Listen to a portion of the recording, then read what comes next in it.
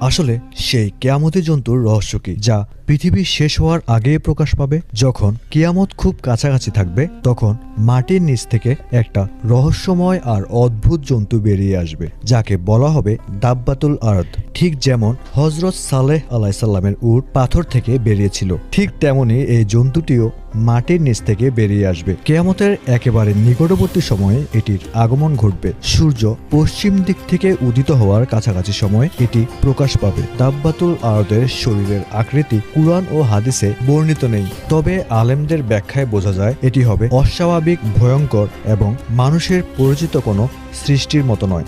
এর সবচেয়ে বড় বৈশিষ্ট্য হলো এটি মানুষের ভাষায় কথা বলবে এবং আল্লাহর নিদর্শন প্রকাশ করবে। এর হাতে হজরত মুসা আলাইসাল্লামের লাঠি থাকবে, যেটা দিয়ে এটি মানুষের মুখে চিহ্ন লাগাবে।